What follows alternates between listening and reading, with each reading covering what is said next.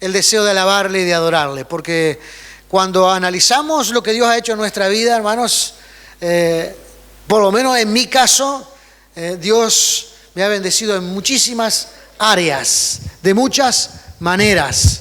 Amén. De forma que a veces ni siquiera nos imaginamos, pero que allí estaba la mano del Señor. Y seguramente ustedes también tendrán sus propias experiencias con el Señor. Amén. Por eso nosotros debemos siempre ser agradecidos con aquel que nos ha bendecido y que ha derramado su gracia sobre nosotros. Amén. Gloria sea el nombre de Jesús. Ayer tuvimos una hermosísima actividad de jóvenes. Habían alrededor de unos 300 jóvenes aquí en la iglesia, de 2 distritos. Vinieron a compartir y a estar disfrutando de la presencia gloriosa del Señor. Y vimos, hermanos, en esos días el día de ayer, cómo la mano del Señor se movió. Amén, que Dios estuvo bendiciendo, derramando de su gracia. Los organizadores pensaron con un número de jóvenes, y luego tuvimos que rápidamente comenzar a subir sillas y sillas y sillas, porque vino el doble de personas que ellos pensaban que iban a venir. Y eso es bueno, amén, es bueno ver a la juventud reunida. Pero todas las cosas siempre tienen un resultado, y el resultado es que algunos se durmieron y no llegaron al culto.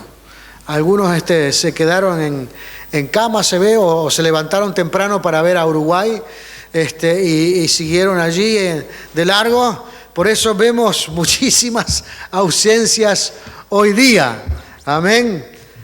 Vemos bastante faltantes de hermanos hoy día, pero de todas formas, recordar el día de ayer, hermanos, es algo muy, pero muy lindo. Amén. También, hermanos, en los anuncios les recuerdo que el próximo 23 de julio es el aniversario de la iglesia. ¿Cuántos lo recordaban? El 23, en realidad es el 16, pero lo llevamos en realidad es el 13, pero lo llevamos para el 26 para que esté más cómodo para todos por algunas actividades que había en el medio. 23 de julio tendremos la reunión y vamos a terminar como cada año con un almuerzo. Queremos celebrar un tiempo agradable en la presencia del Señor, así que vaya planeando, amén, vaya planeando para ya estar listo ese día 23 de julio disfrutando de la presencia del Señor. Amén. ¿Ha traído su Biblia? Por lo menos algunos la han traído en el celular. Bueno, prenda el celular, ponga allí su Biblia. Vamos a abrir la Biblia en Lucas capítulo 15. Lucas capítulo 15, versículo número 11. Lucas 15, 11. Vamos a estar hoy día meditando sobre una típica parábola del Señor. Seguramente le tiro el título y todos la recordarán, porque es la parábola del hijo pródigo. Vamos a meditar en ella hoy día. Vamos a ver qué enseñanzas el Señor quiso dejar a través de esta parábola. Las parábolas son justamente enseñanzas del Señor Jesús, y vamos a ver qué el Señor quiso enseñarnos a través de esta parábola. Entonces, Lucas 15, 11, ¿lo tiene ahí? Muy bien. Dice así, hermano, la palabra del Señor. También dijo: un hombre tenía 2 hijos. Y el menor de ellos dijo a su padre: Padre, dame la parte de los bienes que me corresponde, y le repartió los bienes. No muchos días después, juntándolo todo, el hijo menor se fue lejos a una provincia apartada, y allí desperdició sus bienes viviendo perdidamente. Y cuando todo lo hubo malgastado, vino una gran hambre en aquella provincia, y comenzó a faltarle. Y fue y se arrimó a uno de los ciudadanos de aquella tierra, el cual le envió a su hacienda para que apacentase cerdos. Y deseaba llenar su vientre de las algarrobas que comían los cerdos. Pero nadie le daba. Y volviendo en sí, dijo: ¿cuántos jornaleros en casa de mi padre tienen abundancia de pan, y yo aquí perezco de hambre? Me levantaré e iré a mi padre y le diré: Padre, he pecado contra el cielo y contra ti. Ya no soy digno de ser llamado tu hijo. Hazme como uno de tus jornaleros. Y levantándose, vino a su padre, y cuando aún estaba lejos, lo vio su padre, y fue movido a misericordia, y corrió, y se echó sobre su cuello, y le besó. Y el hijo le dijo: Padre, he pecado contra el cielo y contra ti, ya no soy digno de ser llamado tu hijo. Pero el padre dijo a sus siervos, sacad el mejor vestido y vestidle, poner un anillo en su mano y calzado en sus pies, y traer el becerro gordo y matarlo, y comamos y hagamos fiesta, porque mi hijo muerto era y ha revivido, se había perdido y es hallado. Y comenzaron a regocijarse. Y su hijo mayor estaba en el campo cuando vino y llegó cerca de la casa y oyó la música y las danzas. Y tomando a uno de los criados le preguntó qué era aquello. Y él le dijo, tu hermano ha venido y tu padre ha hecho matar el becerro gordo, por haberlo recibido bueno y sano. Entonces se enojó y no quería entrar. Salió por tanto su padre y le rogaba que entrase. Mas él respondió y dijo al padre, he aquí tantos años te sirvo, no habiéndolo desobedecido jamás, y nunca me has dado ni un cabrito para gozarme con mis amigos. Pero cuando vino tu hijo que ha consumido tus bienes con rameras, han hecho matar para él el becerro más gordo. Entonces le dijo, hijo, tú siempre estás conmigo y todas mis cosas son tuyas. Mas era necesario hacer fiesta y regocijarnos, porque tu hermano era muerto y ha revivido. Se había perdido y es hallado. Amén. Señor amado, gracias te damos en el nombre glorioso y maravilloso de Cristo. Te imploramos, Señor amado, en esta hora, Padre Celestial, que tú estés manifestando tu gracia, tu poder y tu bendición, Padre amado, en esta, Dios mío, tu santa y divina palabra, Señor amado. Que ella enriquezca, que ella fortalezca, que ella bendiga, que ella unja nuestro ser, Señor amado, en el nombre de Jesús. Padre eterno, alabamos, glorificamos y exaltamos tu nombre, Padre. Y rogamos en el nombre de Jesús que tu mano poderosa, tu mano gloriosa, Padre amado, llene nuestra vida, llene nuestro ser, Padre amado, en el nombre bendito y maravilloso de Cristo. Oramos en tu nombre, Padre Celestial, y buscamos, Señor eterno, más y más de ti, Señor amado. En el santo nombre de Jesús, trae bendición de lo alto y fortaleza, Padre amado, en el nombre de Jesús. Amén y amén. Gloria sea el nombre del Señor, aleluya. Gloria sea el nombre de Cristo. Estuve buscando e indagando un poquito acerca de cómo se reparten las herencias en los tiempos bíblicos, cuando Jesús estaba contando esta parábola. Y más o menos la historia, hermano, del reparto de la herencia es similar a la que nosotros hoy día más o menos llevamos adelante. Si un hijo nuestro, antes que nosotros muramos, nos viene a pedir la herencia, nosotros seguramente lo vamos a mandar a pensar en el cuarto. Lo mandamos a refrescarse las ideas. Lo mandamos a que él analice el panorama correctamente. En realidad lo que este muchacho quería era emanciparse. ¿Sabe lo que es emanciparse? Liberarse de su familia y de sus padres. Pero como no tenía recursos por ahí, no tenía muchas ganas de trabajar, porque esta es la verdad del asunto, entonces le estaba pidiendo al Señor, le estaba pidiendo en este caso a su papá, la herencia que le correspondía cuando su padre muriera, cuando su padre no estaba más, cuando llega el momento de repartirse la herencia, pero nunca antes.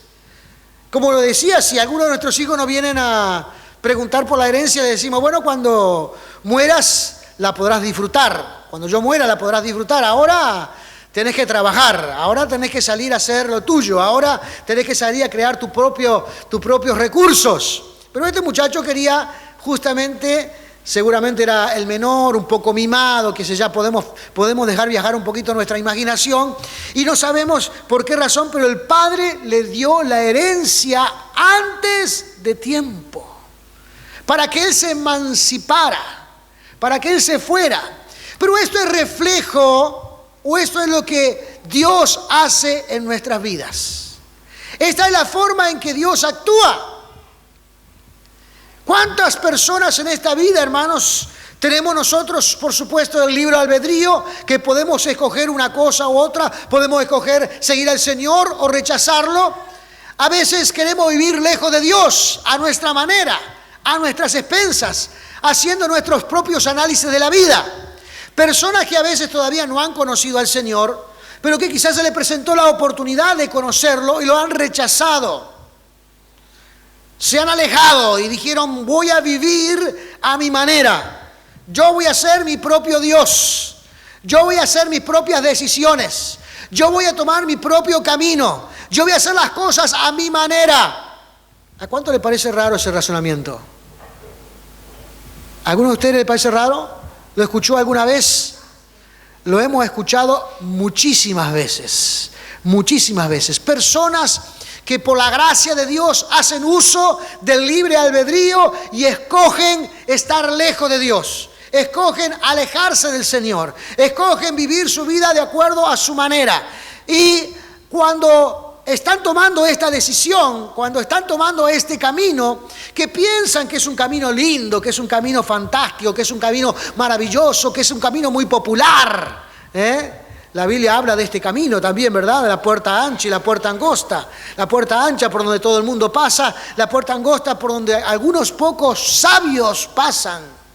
Pero hoy día es muy popular escuchar a personas, escuchar a individuos, escuchar a jóvenes o adultos que quieren vivir la vida a su manera. Jesús está diciendo aquí, aquella persona que quiera vivir la vida a su manera, emancipado de Dios, alejado de Dios, independiente de Dios, le espera estas cosas. Y vamos a ver qué es lo que le espera a estas personas que tratan de vivir de esta manera. Entonces, en primer lugar, dice, viven en forma despreocupada. En forma totalmente despreocupada. Totalmente independientes. Este joven dice aquí, el versículo número 13, dice, no muchos días después, juntándolo todo, el hijo menor se fue lejos a una provincia apartada y allí, utiliza aquí, desperdició sus bienes viviendo perdidamente. Y allí está, hermanos, la conclusión de esta frase, viviendo perdidamente. Luego, el hermano mayor hace una descripción en el versículo número 29 acerca de lo que es vivir perdidamente, gastando todo lo que tenía con sus amigos, en parrandas, en mujeres, viviendo una vida licenciosa hasta que el dinero se le acaba. Porque déjeme decirle, los amigos se amontonan cuando uno tiene algún recurso para ir, ¿no? Mientras uno invita a una cosa, invita a otra, allí los amigos están presentes. El día que no tiene nada para invitar, los amigos toman otro rumbo. Primera cosa, entonces, cuando uno vive de esta manera tan licenciosa, pierde o tiene, mejor dicho, pseudos amigos que rápidamente se van, que rápidamente desaparecen. Cuando tengan necesidad, no aparecerán, no estarán presentes. Número 2, dice aquí la palabra del Señor, que esta persona comienza a experimentar vergüenza. Vergüenza. Porque seguramente fue, dice allí, a una persona que él consideraba que le podía brindar un trabajo para seguir adelante. ¿Y sabe cuál fue el trabajo que le ofreció? Apacentar los cerdos. Culturalmente, hermanos, culturalmente, los judíos no tenían cerdos porque eran animales inmundos descritos por el Señor. Ahora le manda a apacentar los animales inmundos, lo más bajo, lo más triste que podía ser una persona. Allí lo manda. ¿Por qué? Porque, hermanos, cuando uno vive lejos de Dios, está a merced de lo que el diablo hace de uno. Algunas personas dicen, no, yo tengo el control de mi vida y yo puedo hacer estas cosas. Dice la Biblia, hermanos, que el que practica el pecado es esclavo del pecado. Y el esclavo no toma decisiones. El esclavo no puede tomar decisiones. El esclavo es controlado justamente por aquel señor que lo domina, en este caso, el pecado. Y piensa que va a salir, algunos dicen esta famosísima frase, dice, yo cuando quiera lo dejo. Se escucha mucho a veces entre los alcohólicos, entre los fumadores, se escucha mucho a veces entre los drogadictos que dicen, no, yo cuando quiera lo dejo. ¿Y sabe cuándo pasa eso? Nunca, nunca, porque es un engaño. Entonces comienza ese estado de vergüenza, de decadencia, de tener todas las posibilidades y de vivir acomodadamente. Ahora comienza a experimentar la crudeza, la dureza, la dificultad de la vida, al punto tan extremo que comienza a experimentar vergüenza. Fíjese, hermano, qué trágica es esta situación, dice, donde él quería comer la comida de los cerdos, versículo número 16, y deseaba llenar su vientre de las algarrobas que comían los cerdos, pero, ¿qué dice allí? Nadie le daba. Fíjese, hermano, ni siquiera le daban las sobras que comían los cerdos. Ni siquiera le daban de comer, le permitían comer de las plantas horribles que comen los cerdos. Ni siquiera le permitían comer la basura, porque usted sabe que ¿qué comen los cerdos? Basura, ¿eh? La cáscara que usted desecha en la cocina, de las verduras, algunas plantas tiernas que también le dan, algunos residuos que usted junta, ¿verdad?, que son parte de restos de comida. Eso es lo que... Y este hombre anhelaba comer eso porque tenía mucha hambre, pero le negaban comer aún la basura que le tiraban a los cerdos. Esto es lo que te hace el mundo. Esto es lo que te hace el diablo, esto es lo que te hace el pecado, esto es lo que te hace una vida emancipada de Dios. Así se vive. La Biblia describe, hermanos, que las personas que viven lejos de Dios son personas que viven engañando y siendo engañadas. Porque algunos vivos piensan de que solamente están engañando, pero también son engañados. Describe la Biblia, hermanos, hay personas que de repente no experimentan este grado de vergüenza, pero experimentan otro tipo de vergüenza donde piensan que son muy inteligentes porque están engañando a alguien más, pero ellos mismos también, dice la Escritura, serán engañados. O sea que el vivir lejos de Dios comienza a destruirte tu persona, tu inteligencia, tu autoestima, comienza a destruirte paulatinamente hasta llegar al punto donde el hambre te atrapa. El hambre, hermanos, es terrible. El hambre te debilita, el hambre, hermanos, te hace perder el juicio, el hambre te permite que muchas veces puedas actuar de cualquier manera. Quizás algunos de ustedes nunca experimentaron tener hambre, pero dice que existe un hambre. Yo, gracias a Dios, nunca lo experimenté, pero hay un hambre que duele, dice, que produce dolor en el cuerpo. Y me imagino que este era el caso de este muchacho, porque tan desesperado estaba que quería comer la comida de los cerdos. Quería comer la comida que comían los cerdos. Entonces me imagino que este era un grado de desesperación muy grande y que quería de alguna manera hacer hasta ese acto de locura para poder satisfacer su dolor en cuanto al hambre. Así te trata el mundo. Así es como el diablo quiere arruinar la vida de las personas. Él está permanentemente, dice, buscando a quien destruir, porque su trabajo en estos días es matar, hurtar y destruir. Y aunque se lo quieran pintar de algún otro color, en realidad esto es lo que pasa en las personas que se alejan de Dios o que toman la decisión de vivir sin el Señor, haciendo sus cosas, viviendo a su manera. Esto es lo que experimentarán tarde o temprano. Una vida de ruina total, de sufrimiento, de vergüenza, de humillación, de hambruna. Por eso la Biblia, hermanos, o el Señor Jesucristo en este particular momento, describe esto, hermanos. No se puede vivir lejos de Dios.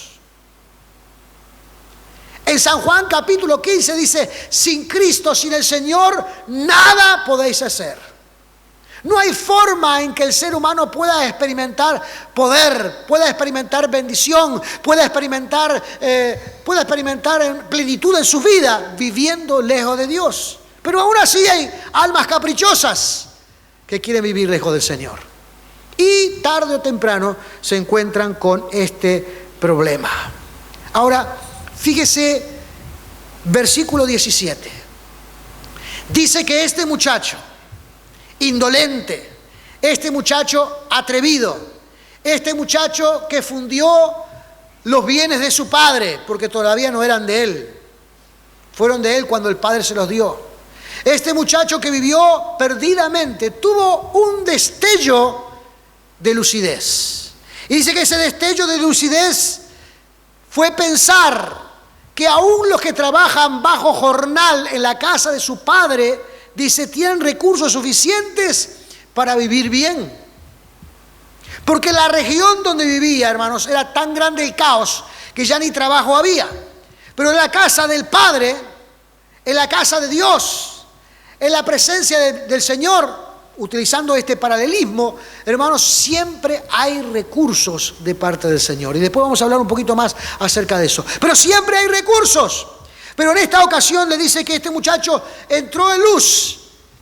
Vino una idea a su cabeza y dijo, estoy viviendo independientemente, haciendo mi vida. Me ha ido muy mal. ¿Qué es lo que debo de hacer? Debo volver a ser dependiente de mi Padre. Debo volver a depender del Señor. Debo volver al camino de donde me fui, de donde me desvié. Debo llegar a ese sitio porque allí sí hay recursos importantes para mi vida. Ahora, esta era una decisión importante en su vida. Pero ¿cómo decirlo? Porque la vergüenza, hermanos, estaba carcomiendo su vida. Este muchacho sentía vergüenza por todo lo que había hecho. Estaba experimentando la vergüenza, entonces estaba ensayando. Se ensayaba en su mente, cuando me presente con mi padre, ¿qué es lo que le voy a decir? Y le voy a decir, Padre, he pecado contra el cielo y contra ti. Se estaba ensayando, pensando, ¿se ensayó alguna vez cuando tenía que decir alguna cosa importante para no equivocarse? ¿Sí? ¿Alguna vez lo hizo enfrente del espejo? No, nadie lo hizo alguna vez frente al espejo, que se paró y porque tengo que decirlo bien, tengo que decir las palabras adecuadas, porque si no digo las palabras adecuadas y no utilizo los acentos adecuados y las puntuaciones adecuadamente y las comas adecuadamente, quizás sea mal interpretado y me vaya peor, porque lo que hice fue muy malo, porque lo que me merezco es otra cosa. Lo que me merecería era que yo llegara a la casa de mi padre y mi padre me sacara con un palo para afuera y dijera, seguí haciendo lo que estabas haciendo. Pero él apelaría a la misericordia, apelaría al amor. Entonces tenía que demostrar que realmente quería humillarse ante la presencia de su padre, para que su actitud fuera plenamente reconocida a la hora que llegara su padre. Porque en realidad, hermanos, lo que él merecía era un castigo, no una recompensa. A veces tenemos esta vaga idea, hermanos, de pensar que cuando venimos al Señor, Dios está obligado a perdonarnos. O los hermanos están obligados a perdonarnos porque es Dios, porque Dios ama. Aquella persona que se acerca a Dios, hermanos, con esa actitud, no recibirá absolutamente nada. Porque Dios exalta al que se humilla, dice la Escritura. Dios exalta a aquel que viene y se postra delante de sus pies. Si el Señor descubre por un momento que hay una pequeña pizca de altivez en el corazón o en el pensamiento o en la vida, no recibirá el perdón de Dios. Y eso es que tenemos que tenerlo presente. He visto a veces cómo personas o predicadores se enojan con el hijo mayor. Dice, qué inmaduro es el hijo mayor. Qué duro que fue el hijo mayor. ¿Por qué él, viendo que su padre estaba perdonando a su hermano, por qué él no estaba dispuesto a perdonarlo? Y siempre asociamos, hermanos, a ese amor ágape que desprende el Señor, que es el amor de Dios, el que nosotros tenemos que alcanzar, pero que todavía no lo hemos alcanzado. Y a veces, hermanos, las cosas que hacen o que hacemos en nuestro alrededor afectan a los demás. Le generan, hermanos, un rechazo a los demás. No porque ellos sean malos, sino porque nuestras actitudes han sido pésimas y han despertado en su interior algunos celos, a veces bien fundados por las actitudes. Y fíjese, este fue un problema bien fundado. Llega el hijo mayor a la casa del padre y hay una fiesta, hermanos, como la que hacía el padre cuando venía una persona extremadamente importante. Una fiesta, hermanos, matan el mejor animal, aquel que se prepara para la mejor fiesta. El padre le pone ahora el anillo al dedo, donde lo vuelve a adoptar como hijo y a recibirlo a la casa. Le saca todas las vestimentas horribles que traía, y fíjese que estuvo en el penthouse de los cerdos. Estuvo comiendo con los cerdos, estuvo conviviendo con... Sus vestimentas no eran las mejores. Y viene a la casa del padre y el padre le pone un nuevo vestido. Cuando el hijo mayor se entera de lo que estaba pasando, hermanos, este hombre montó en cólera. Y déjeme decirle, hermano, no era para menos. El hijo menor se había patinado la mitad de la herencia, porque recuerden que eran 2 hijos. Se había patinado la mitad de la herencia y ahora llegaba a la casa otra vez y el padre lo estaba recibiendo. Eso indicaba que nuevamente iba a ser heredero.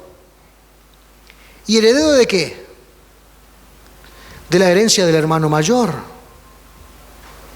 Entonces el hermano mayor, mirando esta cuestión, dice, pero ¿cómo es el asunto? Le diste la parte de él y ahora viene a la parte nuestra.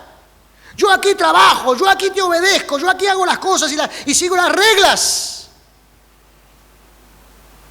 Y vivo como se tiene que hacer y me practico en la vida, como soy realmente responsable en mis cosas. Y ahora alguien viene a invadir nuevamente después de derrochar todo lo que tú le diste. Viene ahora a tomar de mi parte, porque ahora lo que había quedado en la casa era de la parte del hijo mayor. Porque la herencia, 2 hijos, se parte a la mitad, ¿o no? Entonces tenemos que entender el enojo del hijo mayor. Pensemos un momentito en nosotros. Cuando alguien hace algo tan irresponsable como esto, ¿acaso le aplaudimos cuando viene? ¿Acaso solamente, hermanos, el Padre puede tomar esta acción de misericordia? Y digo, solamente el Padre, porque a los demás seguramente le costará mucho más ser misericordioso. Pero Dios ha puesto a los padres, hermanos, un afecto misericordioso que tiene que ver muchas veces con el amor que siente Dios por los perdidos. Porque fijémonos por un instante, hermanos, qué es lo que dice el Padre con respecto al hijo menor. Entendamos por un momento qué es lo que dice el Padre por el hijo menor. Versículo 24 dice, porque mi hijo muerto era. Cuando le entrega la herencia a su hijo menor y demuestra lo que tenía en su corazón, a los pocos días el padre dijo, lo estoy perdiendo definitivamente. Lo estoy perdiendo definitivamente. Está muriendo para esta familia. No porque nosotros queramos, sino porque Él ha decidido separarse de nosotros. Está muerto. Pero dice que cuando vuelve otra vez a Él, dice, ha revivido. Dice, se había perdido, pero es hallado. Y en el versículo número 32, cuando habla con su hijo mayor, expresa exactamente las mismas palabras. Este hombre, su hijo menor, había muerto para esa familia. Pero este sentimiento, hermanos, que aflora en los padres, de ese amor incondicional, de ese amor, hermanos, que puede soportar cualquier desprecio, que pueda soportar cualquier locura de los hijos. Ese amor, hermanos, es el amor que solamente se puede identificar con el Dios de los cielos, porque no es un amor que provenga naturalmente por los hombres. Porque si nosotros hoy día analizamos un poquito esta historia, nos damos cuenta, hermanos, que en nuestro mundo en el cual vivimos hay comportamientos extremadamente extraños donde no muestra este amor natural, este amor que viene de Dios, este amor que Dios pone en el corazón de los padres. Pero todavía no se ha perdido. Hay muchas familias, hermanos, que hacen cualquier tipo de esfuerzos para cuidar, para bendecir, para ayudar a sus hijos. Tal es así que en algunas ocasiones, hermanos, se pasan y sobreprotegen hasta demasiado a sus hijos y no aprenden a volar cuando llega el momento. Los sobreprotegen tanto, hablo de nuestro tiempo, ¿verdad? Los sobreprotegen tanto que nunca tienen ganas de emanciparse los muchachos. Y le llaman el nene y le dan comida y le preparan todo esto y el nene ya tiene 40 años y sigue en la casa. Déjeme decirle, cuando eso pasa, hermanos, ya es tiempo de tirarlo para afuera. Hay que tirarlo para afuera. ¿Sabe por qué? Porque cuando uno muera y ya no esté aquí, ellos no tendrán herramientas para enfrentar este mundo. Porque siempre tuvo a papá o a mamá que les ayudó. Eso es malo, es sobreprotección. Llega un momento en que los hijos tienen que formar su propio hogar, su propio nido y hacer sus propias cosas. Pero si usted lo ha educado correctamente y se ha comportado, en este caso, como el hijo mayor, viviendo siempre y haciendo lo correcto, seguramente esa persona tendrá las herramientas para seguir adelante. Pero esto es un pequeño paréntesis que quise hacer en medio de esto, porque el asunto es que ni el padre ni el hijo menor puede obligar al hijo mayor que sienta otra cosa. Porque las malas acciones y las malas decisiones no tienen que ver solamente con nosotros, afectan a los demás. Afectan a los demás. Y retomando lo que decía un poquito atrás, este hijo mayor estaba diciendo, ahora quiere venir a gastar de lo mío. Ahora quiere venir a gastar de lo que me corresponde a mí. Ahora quiere venir a aprovecharse de lo mío. Y entonces le reprocha al padre diciendo, yo me he comportado correctamente y ni siquiera te he pedido un cordero para celebrar con mis amigos. Correctamente. Y cuando viene este bandido que hizo de todo, tú lo recibes haciendo el mayor de los banquetes. Eso no lo entendía el hijo mayor. No lo lograba entender. Y no lo lograría entender hasta el día que él mismo fuera padre. Porque ese sentimiento, hermanos, es algo que proviene de Dios. Porque Dios es el que siempre ha actuado en misericordia. Siempre ha actuado en misericordia. Raras oportunidades, a veces con mis compañeros de trabajo cuando trabajaba en Antel, a veces nos reuníamos y nos decíamos, y me contaban esta historia, esta hipótesis. Decía, pero yo no entiendo eso que tú predicas de Dios. Decía, porque ¿cómo es posible que uno que ha hecho de todo en la vida, y se ha portado mal, pero en el último momento de su vida se entrega al Señor y va al cielo? Y el otro que ha hecho todo bien, también va al cielo. Yo no entiendo por qué pasa eso.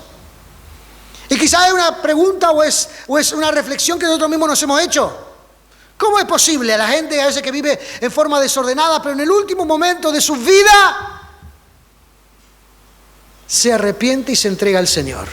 y va al cielo. ¿Se acuerdan el momento, hermano, en que Cristo fue crucificado? Dice que uno de los ladrones que estaba a su costado se arrepintió y en ese mismo momento dice, vas a la presencia de Dios. Ahora, esta fue siempre mi respuesta. ¿Usted quiere arriesgarse a vivir de esa manera? ¿Usted quiere arriesgarse a tener ese último momento para arrepentirse? Déjeme decirle, hermanos, yo no me quiero arriesgar a perder algo tan grande como la salvación del alma. No estoy dispuesto, hermanos, a arriesgarme a vivir toda mi vida en forma humillante para llegar al último instante y tener ese último minuto para entregar mi corazón al Señor. No estoy dispuesto, no quiero hacerlo. Quiero ir por la segura, quiero ir por la firme, quiero ir por aquello que construyo desde el principio, porque seguramente, hermanos, eso me alejará y me dará menos riesgos a la hora de entrar al Señor. El hijo mayor, hermanos, seguramente allí tuvo una duda muy importante en este sentido. ¿Cómo puede ser que que se portó mal ahora sea recogido otra vez en el seno de la familia? Y ahora se esté aprovechando, tenga oportunidades sobre la parte de la herencia que me corresponde a mí, que es mía. ¿Cómo puede ser? No lo lograba entender. Y aquellas personas que no logramos entender algunas cosas, seguramente necesitamos algún tipo de proceso en nuestra vida para poder crecer y alcanzar ese amor incondicional de Dios. Porque también es lindo, hermanos, amar en forma incondicional. Tener esa capacidad, hermanos, sobrenatural de poder abrazar aún a aquel que ha atentado en contra nuestra. Poder abrazar a aquel que aún ha hecho las cosas mal en contra de nuestra vida y poderle abrazar sin rencor, sin dificultad, sin necesidad de ninguna cosa y volver a los pies del Señor. Gloria sea el nombre de Jesús. Pero las secuelas están allí. No se borran fácilmente. No desaparecen por una simple decisión. Seguramente después de que el hijo mayor lo aceptaba, le puso un ojo sobre encima y no se lo sacó más para ver qué hacía el hijo menor. Lo mantuvo seguramente bajo estricta vigilancia, porque eso también es un poco coherente con la situación. Amén. Pero el hijo menor seguramente, hermanos, aprovechó esa segunda oportunidad que el padre le brindó. Y se trabajó allí, hermanos, como si fuera el mejor de los jornaleros, el mejor de los trabajadores, porque aprendió la lección. Aprendió la lección. Pero hoy nosotros, teniendo, hermanos, esta ilustración, teniendo nosotros esta historia, seguramente podremos adoptar las enseñanzas de Cristo en nuestra vida para tener un mejor resultado en ella. Y es algo que debemos nosotros anhelar en nuestros corazones, tener el mejor de los resultados en nuestras vidas. Fijarnos en el Señor, las oportunidades que Dios nos da, lo que Él abre a nuestra disposición y de la forma en que Dios quiere obrar en nuestras vidas. Porque lo mismo que le dijo el padre al hijo mayor es lo que Dios nos dice a nosotros en esta mañana. Dice aquí el versículo 29 más, él respondiendo dijo al padre: aquí tantos años te he servido, no habiéndome desobedecido jamás, y nunca me has dado ni un cabrito para gozarme con mis amigos. Pero cuando vino tu hijo y has consumido todos sus bienes con rameras, ha hecho matar para él el becerro gordo. Él entonces le dijo, el padre: hijo, tú siempre estás conmigo, y todas mis cosas son tuyas. El padre tenía claro de quién era la herencia que había quedado. El padre, hermanos, no había perdido jamás la objetividad del asunto. A pesar de que quería demostrar amor al hijo menor y gozarse porque su hijo había revivido, él no había perdido la objetividad de entender y de saber que lo que quedaba en la casa le correspondía al hijo mayor. Todo lo que tengo es tuyo. Y esto, hermanos, es un poco la reflexión final, hermanos, cuando hablamos de estos términos espirituales. Todo lo que Dios tiene es de ustedes. Todo lo que Dios tiene es nuestro. No hay que vivir, hermanos, en la vida con una especie de nostalgia de porque no podemos a veces celebrar como el mundo celebra, hermanos. Eso es la oportunidad que tenemos de no sufrir los males que te ofrece el mundo también como resultado de ese andar. Entonces, todo lo que nosotros tenemos aquí, hermanos, es para que Dios pueda hacer de nosotros mejores personas. Dios quiere hacerte una mejor persona. Dios quiere que al final de tus días, si hoy todavía eres un joven y estás construyendo todo esto, y quizás te viene ese sentimiento de decir, bueno, me quisiera ir de casa, quisiera vivir sola, porque entonces si vivo sola, hermano, si vives sola, te vas a morir de hambre. Si te emancipas de antes de tiempo, si no tenés recursos, porque para irse a vivir solo tiene que tener un trabajo, tiene que tener recursos, tiene que ser un adulto.